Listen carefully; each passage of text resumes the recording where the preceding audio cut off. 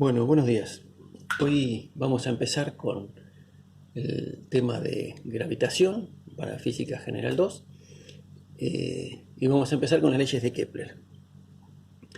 Lo que hay que decir es que como las leyes de Kepler están directamente vinculadas con la evolución histórica de la astronomía, tenemos que decir que todo está fuertemente vinculado con un desarrollo histórico y que a lo largo de los tiempos, desde que el hombre empezó a tener tiempo para cuestionarse, porque ya tenía más o menos el sustento garantizado, entonces empezó a hacer preguntas de qué eran las estrellas, por qué pasaba lo que pasaba, qué era el sol, qué era la luna, etcétera.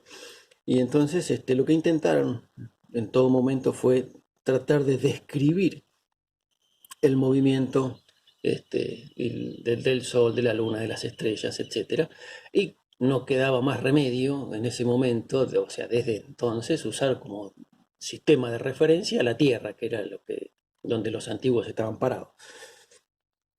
Y entonces el primer modelo más o menos estricto eh, lo formula Ptolomeo, o sea, hubo modelos anteriores en vigencia, pero digamos el que tenemos registro, donde más o menos allá por el 140 después de Cristo, dijo que el Sol y las estrellas tenían órbitas circulares simples alrededor de la Tierra y que los planetas tenían unas órbitas más complejas llamadas epiciclos, que eran una órbita circular alrededor de la Tierra, pero el planeta estaba realizando un movimiento circular en torno a esa órbita, como si rodara alrededor de la órbita. ¿Sí? Entonces, para lo que la precisión de las medidas de la época, ese modelo anduvo muy bien. Podían predecir dónde iba a estar Marte o Júpiter o Saturno, que eran los planetas, y que las demás estrellas iban a estar fijas, y que el Sol iba a describir una circunferencia alrededor de la Tierra. Y básicamente no se precisaba más que eso por el momento, y ese modelo o esa forma de describir las cosas desde la Tierra duró 1400 años. Recién por el 1543, Copérnico, con el tema de que hubo algunas medidas un poco más precisas y el tema de que el modelo de los epiciclos había que complejizarlo cada vez más, entonces él dijo, bueno, si cambiamos el sistema de referencia y en lugar de poner un sistema de referencia fijo en la Tierra, ponemos un sistema de referencia fijo en el Sol, ¿sí? Entonces podíamos decir que el Sol, lo que él dijo, el Sol y las estrellas están fijas en el universo, está todo quieto, y lo que está pasando es que la Tierra y los demás planetas están girando en torno al Sol. Y ese fue básicamente el cambio de modelo de descripción del movimiento planetario que introduce Copérnico, que visto a la distancia y simplificando un poco las cosas, es simplemente un cambio de sistema de referencia. Lo que hizo, en vez de poner el origen del sistema de referencia en la Tierra, Copérnico puso el origen del sistema de referencia en el Sol.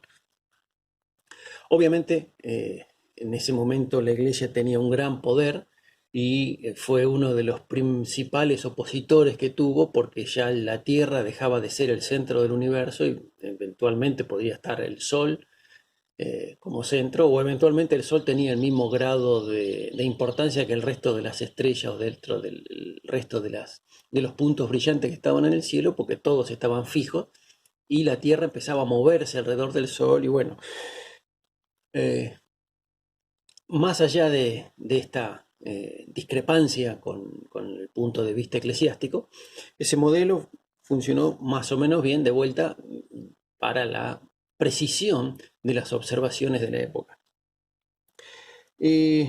Por cerca fines del 1500, Tycho Brahe, un astrónomo holandés, empezó a realizar medidas porque el gobierno de Holanda, el reinado de Holanda en realidad, le montó un laboratorio astronómico para, para realizar observaciones, y en ese momento era un laboratorio muy, muy avanzado, comparable a lo que hoy conocemos como los aceleradores de partículas para hacer medidas, era la tecnología que tenía a disposición Tycho Brahe en aquel entonces, y entonces las medidas que él podía hacer eran extremadamente precisas, o sea, tenían un grado de exactitud que jamás se había alcanzado hasta ese momento.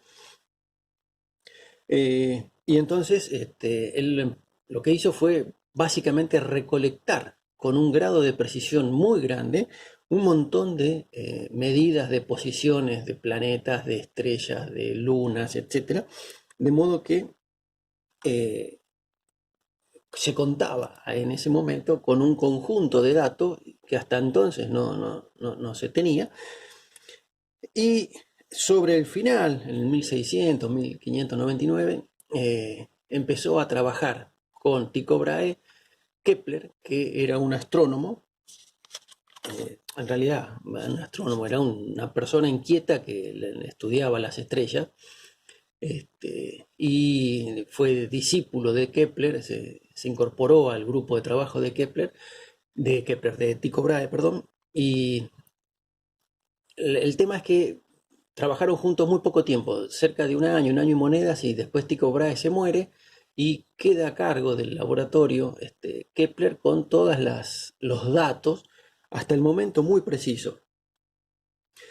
Entonces, él, utilizando los datos y poniendo en juego su imaginación y su criterio, fue capaz, después de muchos años de haber estado estudiando esos datos, fue capaz de elaborar tres leyes. Obviamente esas tres leyes son totalmente empíricas, lo hizo basado en las mediciones, no había un modelo detrás de las leyes, y tuvimos que esperar después a la aparición de Newton para que él proponga qué es lo que está pasando físicamente para que las cosas sucedan como dicen Kepler que suceden en las tres leyes.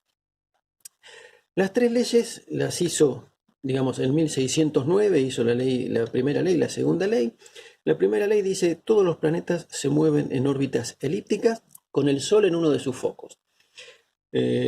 Fíjense que es una afirmación bastante fuerte en el sentido de que una elipse es una figura plana, entonces le está diciendo que los planetas siguen una determinada trayectoria, una trayectoria elíptica, y que además esa órbita es plana, o sea, los planetas no están haciendo arabescos en el aire. La segunda ley dice que la recta que une cualquier vector con el planeta dice barre áreas iguales en tiempos iguales, o bien que la velocidad con la que cambia el área es constante, y todas las variantes que pueden aparecer de la segunda ley. Y recién muchos años después, fíjense, en el 1618, es capaz de esbozar la tercera ley, que dice que el cuadrado del período de cualquier planeta es proporcional al cubo de la distancia media del planeta al Sol. Eso es, fíjense que hasta ahora todo lo que dijo lo hizo basado en las observaciones que pudo hacer y que habían hecho Tycho Brahe, y los números altamente precisos le permitieron a él hacer estas tres leyes, que simplemente describen cómo es el movimiento. Entonces, a ver, si nosotros tenemos una elipse, y que sería la órbita, acá está exagerada, ¿no? Las elipses de los planetas son mucho menos alargadas. Pero en definitiva, si esto lo llamamos A, que sería el semieje menor, esto lo llamamos B, que sería el semieje mayor, y estos son los puntos, los focos de la elipse, entonces la distancia media al Sol la podemos definir como este segmento más este segmento dividido 2. ¿Sí? Si el Sol está acá y el planeta recorre esta elipse, entonces la distancia media, fíjense que la podemos definir como esto más esto dividido 2. Ahora bien, esto que está acá es B menos F, B menos F. Y esto que está acá, esta otra cosa que está acá es B más F. Entonces B más F más B menos F dividido 2, esto le da directamente B, porque fíjense que las F se cancelan. Esto más esto le da 2B dividido 2 le da B. Quiere decir que la distancia media al Sol coincide con el semieje mayor de la elipse. Entonces B es el semieje mayor, A es el semieje menor, F es la distancia focal y se define una magnitud que se llama excentricidad, que es la raíz de 1 menos a cuadrado sobre b cuadrado.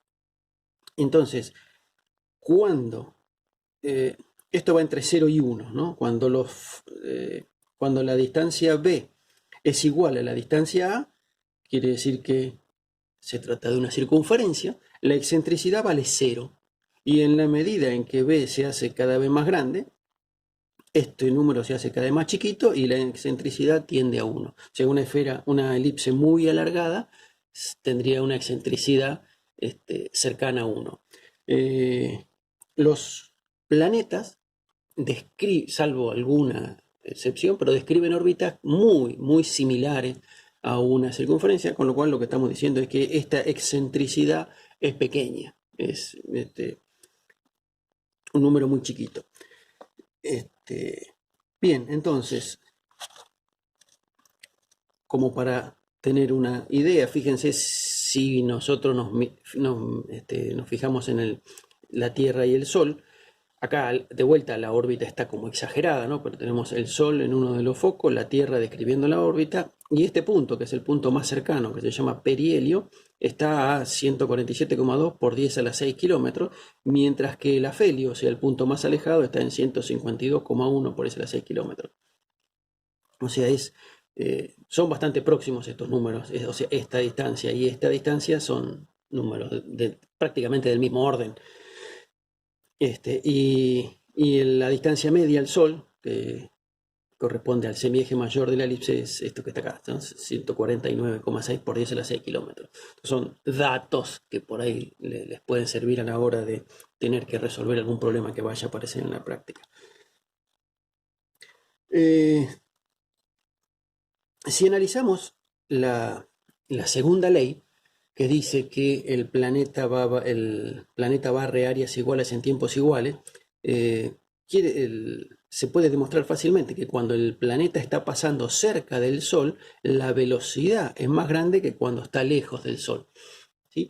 Y eso fue lo que desveló a Kepler, pensando en por qué los planetas cuando están pasando cerca del Sol tienen una velocidad mayor que cuando están lejos, y estuvo todo el resto después de haber hecho las 3 leyes, se puso a pensar en un modelo que pudiera describir ese comportamiento, y él pensaba en una fuerza que estaba actuando sobre el planeta, pero que era una fuerza tangencial al planeta, cosa que sabemos que ahora que es errónea, y bueno, obviamente que con su modelo él fracasó, no pudo resolver, y no es que por esto le vamos a decir que es un fracasado, el tipo es, para lo que tenía en la época, se sentó, estuvo trabajando con las medidas de Tycho Brahe, hizo sus 3 leyes que describen muy bien cómo se mueven los planetas, y bueno, él intentó en ese momento un modelo para poder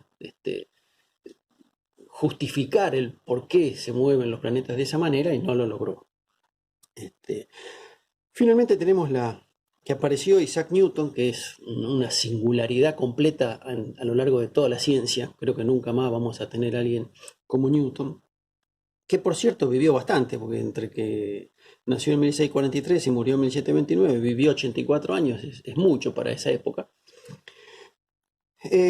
Y lo curioso de Newton es que él estaba trabajando como discípulo de Barrow en Cambridge, y aparece la peste, más o menos una situación muy parecida a la que tenemos ahora. Él se tuvo que retirar al campo por una especie de cuarentena, ¿no? En ese momento se llamaba, no sé cómo se llamaba, pero tuvo que irse de la... Se me cerró la ventana.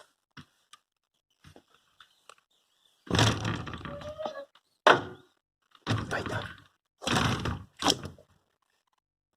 Les decía, él tuvo que irse y se recluyó en su casa del campo, y estuvo completamente aislado, digamos, no aburrido, pero sí teniendo que arreglárselas por su cuenta, y lo que hizo fue algo total y completamente sorprendente. Sí, porque a principios de 1965 empezó a trabajar con un método para aproximar series. Si ya vieron lo que es series en análisis, son sumas infinitas de términos, ¿sí? Y que pese a que se suman infinitos términos, eso puede converger a un valor no infinito, ¿sí? Y también encontró una regla para reducir cualquier potencia de un binomio a una serie, y hoy son conocidas como el binomio de Newton y la serie binomial, cosas que las van a ir aprendiendo, sino que ya las vieron en análisis. Eso fue a principios del 65. A mediados del 65 él usa el método de las tangentes de Gregory y Hessius, que es la forma de interpolación de Newton, que todavía se sigue utilizando actualmente. Eso fue a mediados del 65.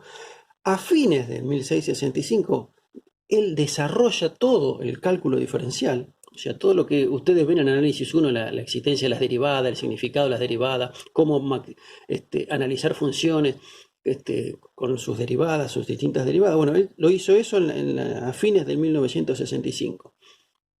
Todo eso lo desarrolló él de motu propio. A inicios del 66 hizo la teoría de los colores, o sea, a través de hacer pasar la luz blanca en un prisma, la descompuso en sus colores y llegó a la conclusión de que la luz estaba compuesta por distintas longitudes de onda, y entonces ahí esbozó su idea de que la luz era un fenómeno ondulatorio, y tomó partido por describir a la luz como un fenómeno ondulatorio, que en ese momento o eran ondas o eran partículas. Hoy día sabemos que la luz es una onda, así que en ese momento él ya lo había propuesto. A fines del 66, me faltó, a mediados del 66 hace el cálculo integral, o sea, todo lo contrario a lo que había hecho en el cálculo diferencial a fines del 65. Entonces acá hace toda la manera de resolver integrales, como integrales triple, integrales doble, integrales de área, bueno, todo lo que ustedes van a ver en análisis 1 y análisis 2, él lo hizo en 6 meses a fines del 66, a mediados del 66. Y sobre fines del 66 empezó a pensar en lo mismo que desvelaba Kepler, ¿no? Las fuerzas que mantenían la Luna en órbita. Y si bien en ese momento no tuvo demasiadas elementos para elaborar su teoría, que más adelante la hizo, pero en ese momento, luego de pensar, dijo: sí existe una fuerza que mantiene a la Luna en órbita, esa fuerza tiene que variar con el cuadrado de la distancia. Él ya en ese momento, habiendo hecho todo el análisis, se dio cuenta de que si existiese una fuerza, entonces esa fuerza tiene que variar como 1 sobre r cuadrado. Luego terminó la cuarentena, se reincorpora a su vida académica, y entonces, ya trabajando en la universidad nuevamente, él, después de haber hecho unas cuantas pruebas y elucubraciones, llega a postular que existe una fuerza que vincula, con el cual están interactuando dos masas, que tiene esta forma, que será alguna constante por el producto de las masas dividido r cuadrado. Digamos, la función más sencilla que se le puede ocurrir sería una constante, el producto de las masas y r cuadrado, donde dice que la gravedad es la fuerza que hace interactuar a las masas. O sea, si hay partículas que no tuvieran masa, no existiría esta fuerza. Necesariamente tiene que haber masa para que se manifieste esta fuerza que está acá. Obviamente esta constante no la pudo determinar. Muchos años después lo vamos a ver, se determina que G tiene este valor, que es muy pequeñito, muy pequeñito. Y que la fuerza tenía estas características, ¿sí? Digamos, si había una masa M1 y M2, entonces la fuerza iba a ser a lo largo de la línea que une las partículas, y que el módulo de la fuerza iba a estar dado por esta expresión, y lo interesante es que efectivamente, fiel a su desarrollo anterior, la propone como dependiendo de la distancia al cuadrado. Fíjense que él terminó en 1666, terminó su cuarentena cuando dijo que si hubiera una fuerza tenía que depender del cuadrado de la distancia, y recién en 1686, o sea, 20 años después, pudo darle forma a esta, no es que se le ocurrió, sino que estuvo trabajando mucho. Y lo que él postuló, además, es que esta fuerza, que es la que hace caer a la manzana, la famosa historia de que él estaba estudiando bajo la manzana y se le cayó de un árbol de manzana y se le cayó una manzana en la cabeza, vaya a saber si es cierto, pero digamos, lo que él propuso es que la misma fuerza que hace que se caiga una manzana de un árbol es la que mantiene a la Luna en órbita. Y que es la misma fuerza la que mantiene a la Tierra en órbita alrededor del Sol y a los demás planetas alrededor del Sol en órbita, y que es la misma manifestación de un fenómeno de atracción entre las masas. Eso para la época era revolucionario, imagínense, 1686, decir que todo estaba regido por la misma ley, la ley que está acá, y que es bastante simple, el producto de las masas, una constante y la distancia al cuadrado dividiendo, era realmente revolucionario para la época. ¿Por qué le llevó tanto tiempo? El tema es que la fuerza es muy pequeña. Digamos, nosotros no sentimos la atracción gravitatoria del compañero que tenemos al lado cuando podíamos ir a clase y nos sentábamos uno al lado del otro. Simplemente se manifiesta cuando una de las masas o cuando las dos masas son bastante grandes. Y entonces, en la vida cotidiana no tenemos manifestación de interacción entre nosotros, ¿sí? Nosotros con la Tierra, o la manzana con la Tierra, o la Luna con la Tierra, o la Tierra con el Sol. Pero entonces, ese hecho de que sea una cosa muy, muy pequeña, para la precisión de las medidas de la época de Newton, hizo muy difícil que él pudiera, o sea, no difícil, pero tenía mucho trabajo para poder llegar a esa expresión de la masa, porque tampoco es que podía poner la Luna en una balanza y la Tierra en una balanza y poder decir cuánto pesaban la Luna y la Tierra para poder verificar si su ley se cumplía. O sea, todo eran a través de medidas indirectas, y las medidas directas que él podía hacer con objetos que él podía poner en una balanza eran manifestaciones extremadamente pequeñas de esa fuerza que eran prácticamente imposible de medirla. Entonces, la forma que tiene la ley de gravitación universal, sumada a la dinámica que propuso Newton, las tres leyes que ustedes vieron en Física 1, eso hace que se puedan demostrar las tres leyes de Kepler. ¿Sí?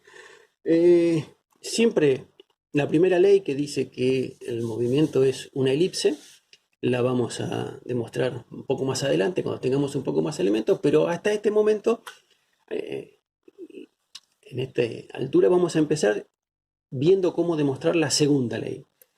Digamos, lo que sabemos es las fuerzas, ¿sí?, están dirigidas entre cuerpos.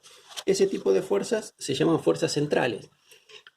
¿Qué característica tienen las fuerzas centrales? Es que no producen torque, ¿sí? Recuerden que el torque era el producto vectorial de la fuerza por el radio vector. Si la fuerza y el radio vector son paralelos, entonces un producto vectorial de vectores paralelos es cero. De modo que si el torque es cero, entonces el momento angular es una constante, porque la derivada del momento angular respecto del tiempo es el torque.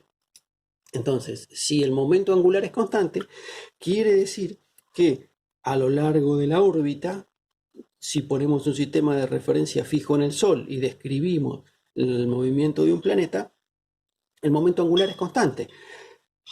¿Cómo calculamos el momento angular? El momento angular sería R por P.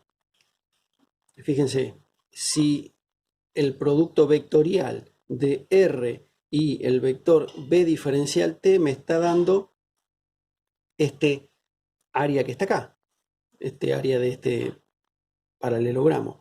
La mitad de ese área, o sea, dividido por 2, R vector B por diferencial de T dividido 2, me da el área sombreada que tengo acá, que es este triangulito.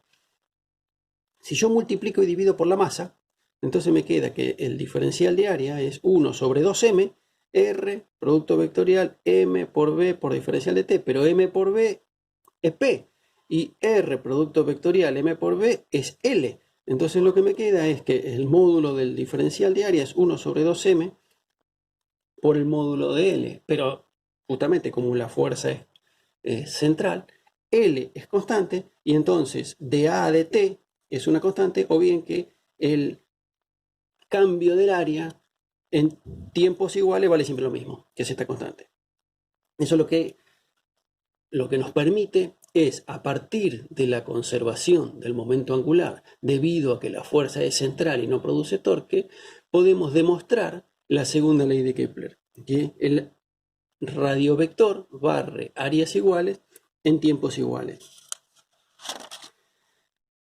Para la tercera ley de Kepler nos vamos a basar en una órbita circular.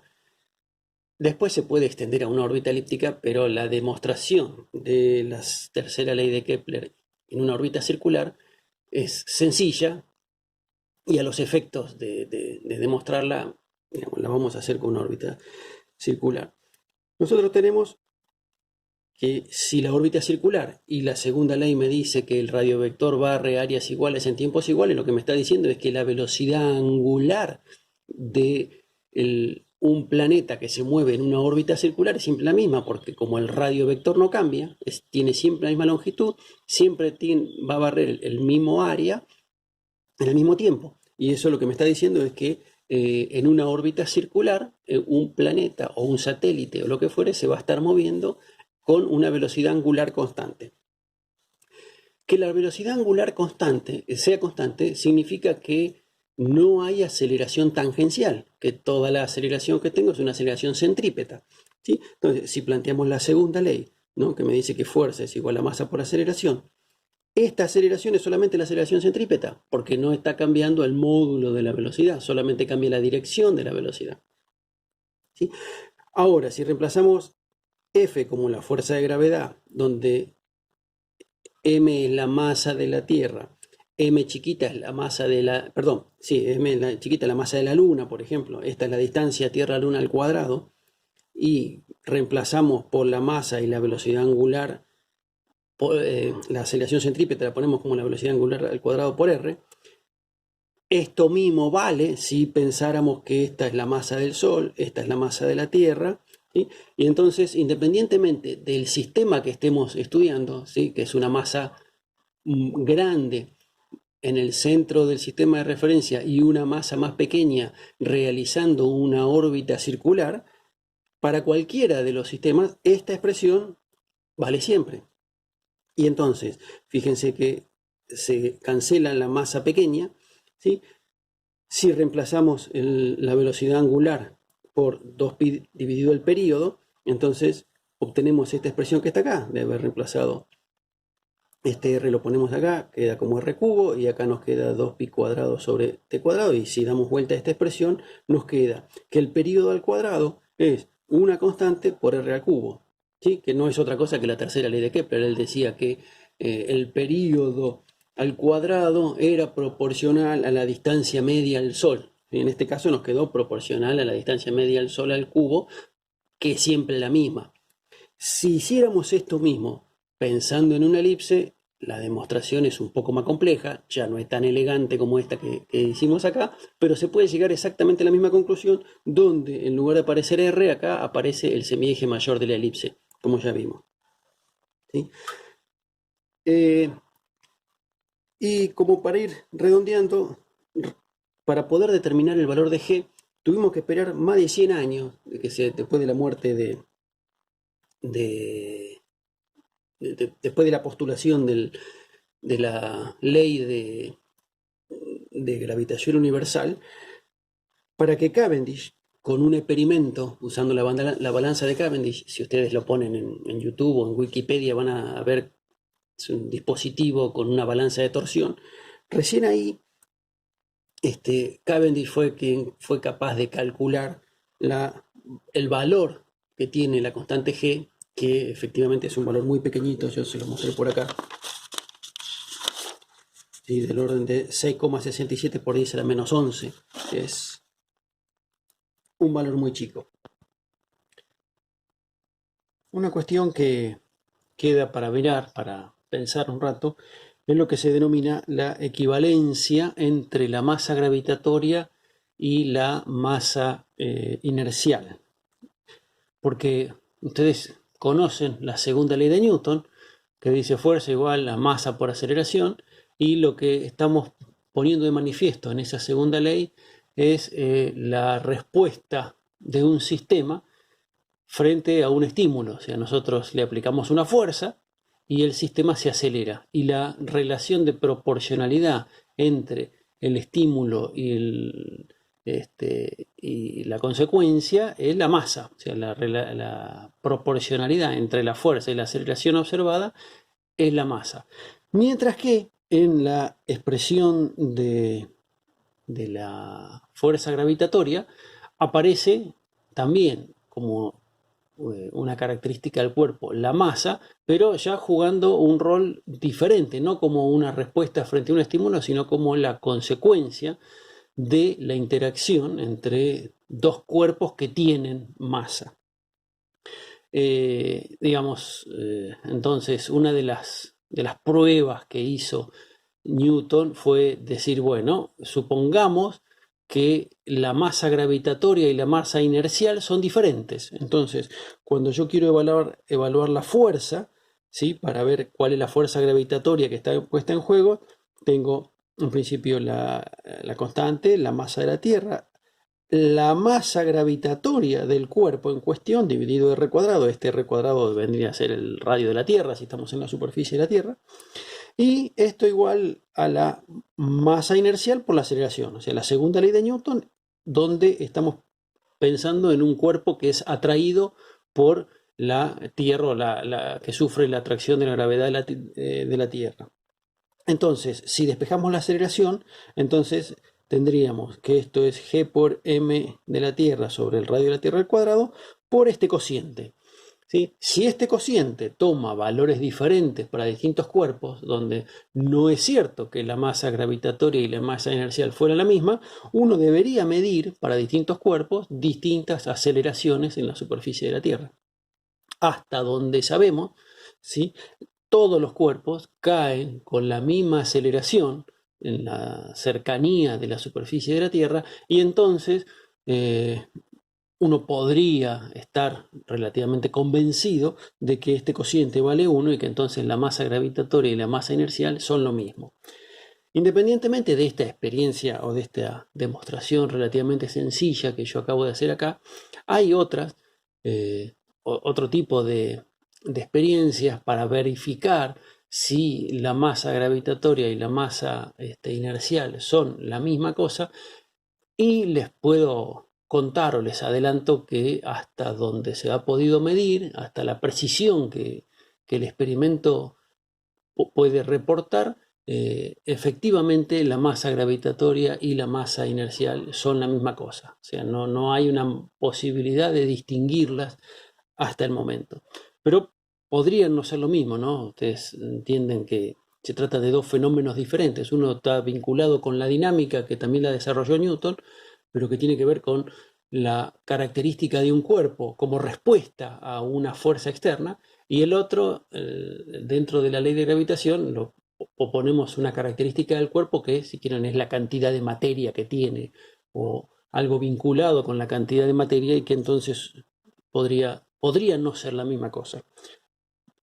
Una de las demostraciones que llevó a Newton a animarse a postular es que él pudo convencerse de que se trataba de la misma masa a partir de las medidas de que todos los cuerpos caen con la misma aceleración cerca de la superficie de la Tierra.